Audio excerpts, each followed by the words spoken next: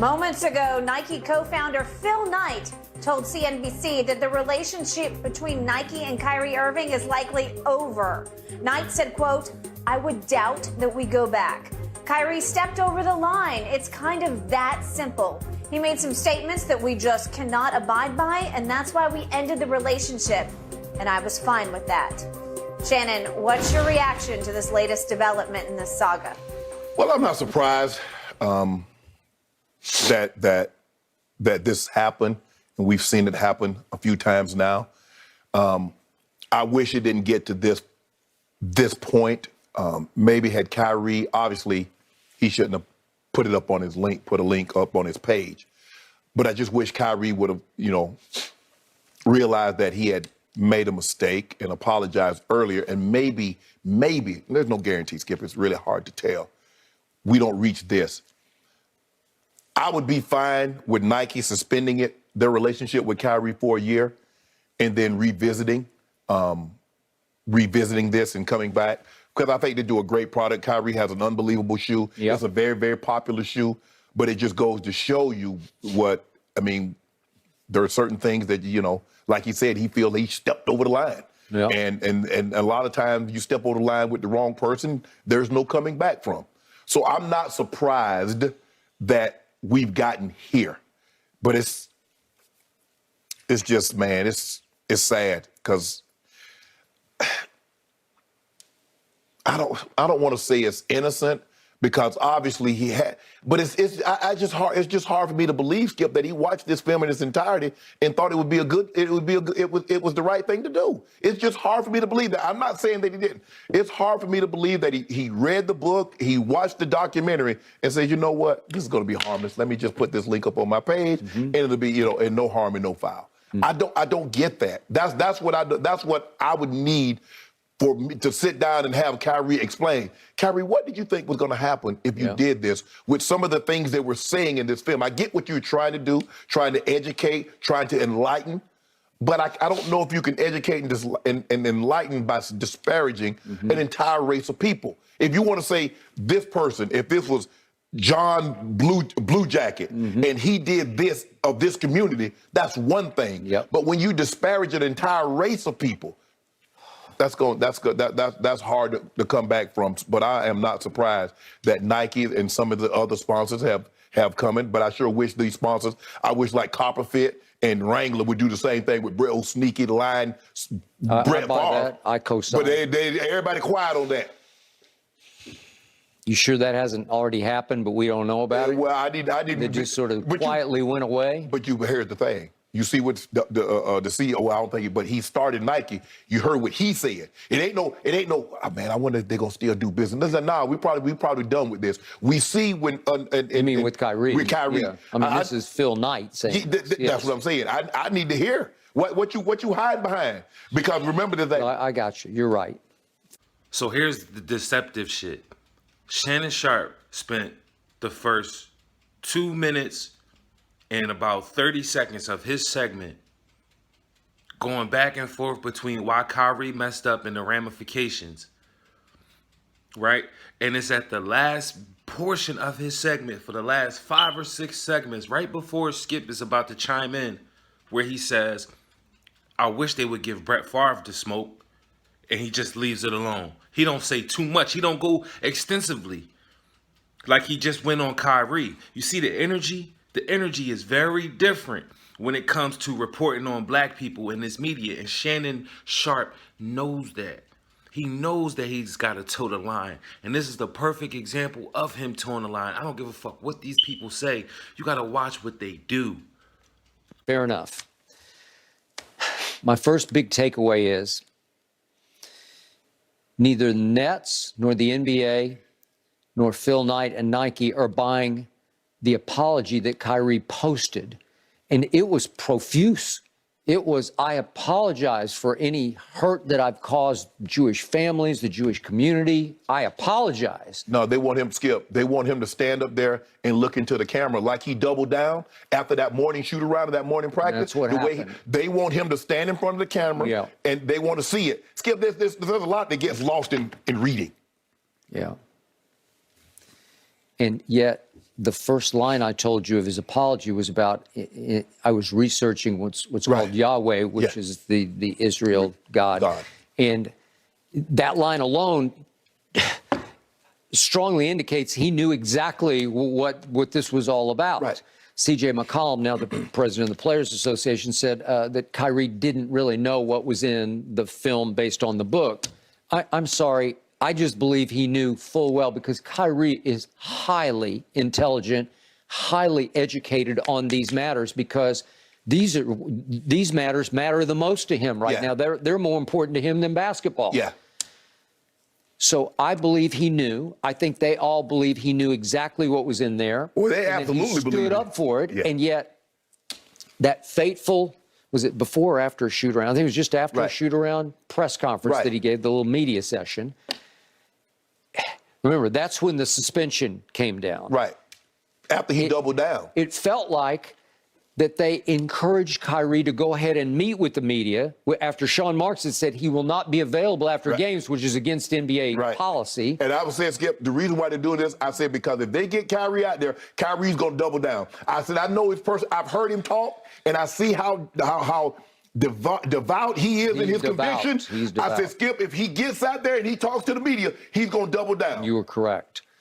In fact, I was talking to Lil Wayne about this, and he said, if you know Kyrie, he is so stubbornly proud that the last place you want to put him is opposite those reporters who are pecking away, and he's not going to give in to it. And he already sees you in a certain, he doesn't see you as an equal to him. He does He's not. already feel like he's on a podium and he's looking down on Correct. you. And how dare you question me? How dare you? Skip, the thing that rubbed Adam Silver and a lot of people from that community is that when they ask him, are you an anti-Semite?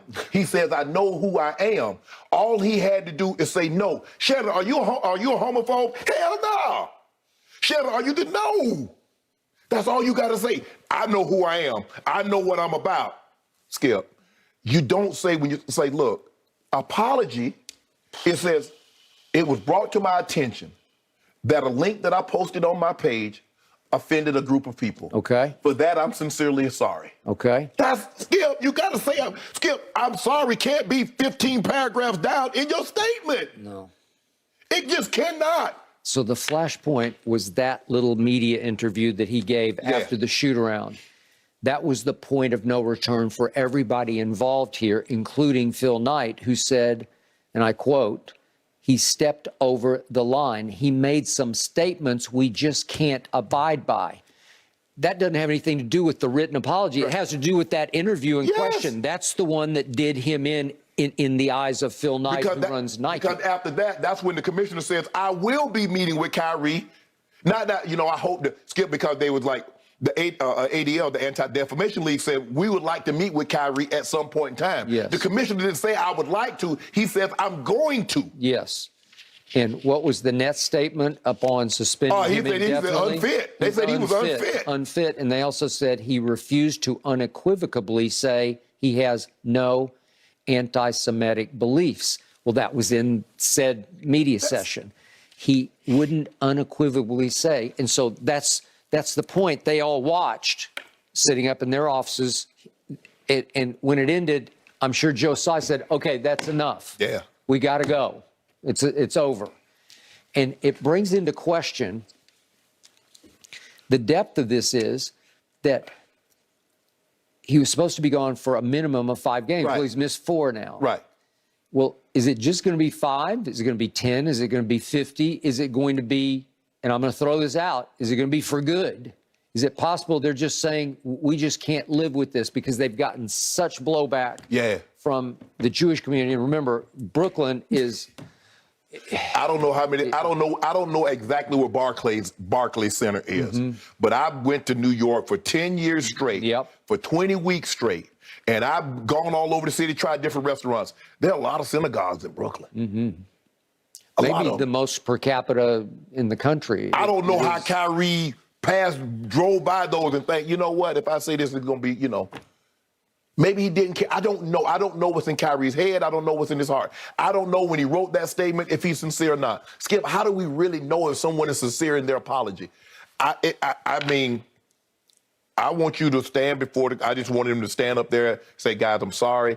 that shouldn't have happened. I offended some people. I'm trying to enlighten and educate my people, and I was disparaging of like I said, Skip, there are bad people in every community. Absolutely. But when you said the whole community, That's the if problem. somebody said the whole entire black race, Yep. See, this is the bullshit because the entire black race is treated that way. Exactly. He just said, imagine if the whole black race was deemed as bad. That's what it is deemed as.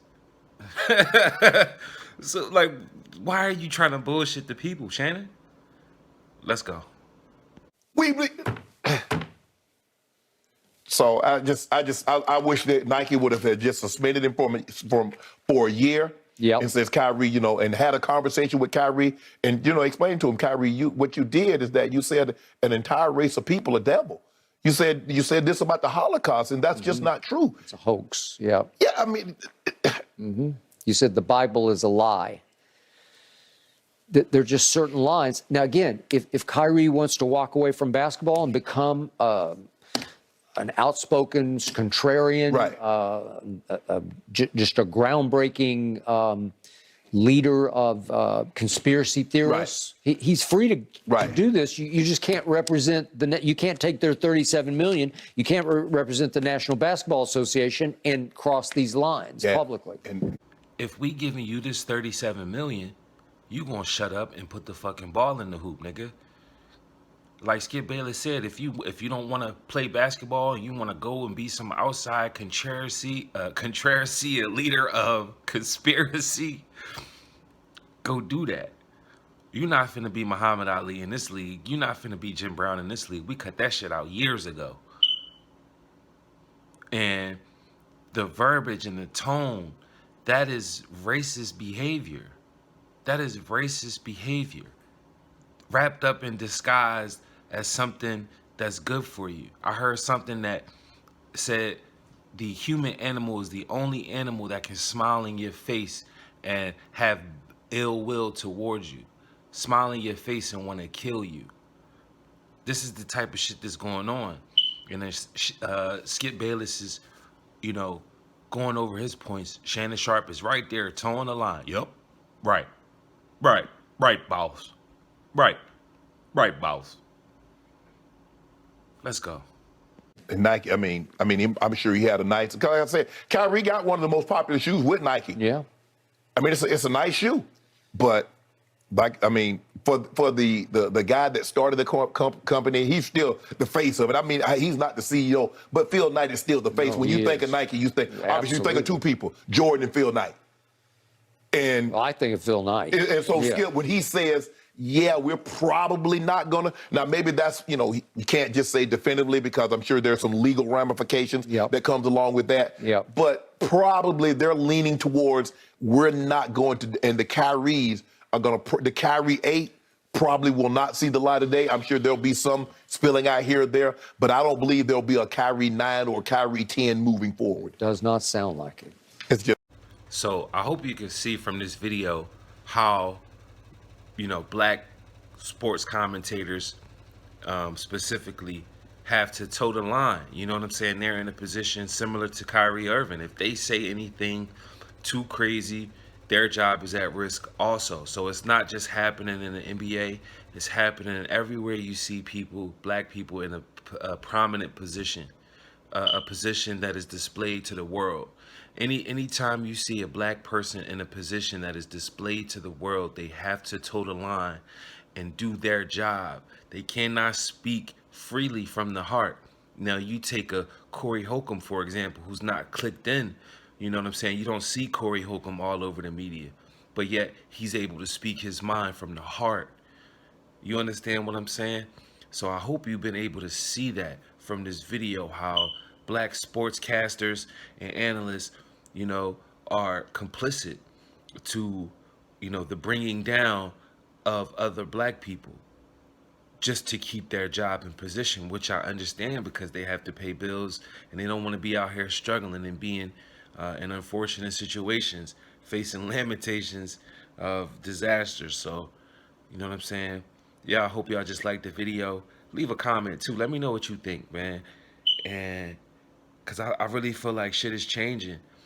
And like Kyrie said, it's up to the millennials. You know what I mean? We starting to have kids now.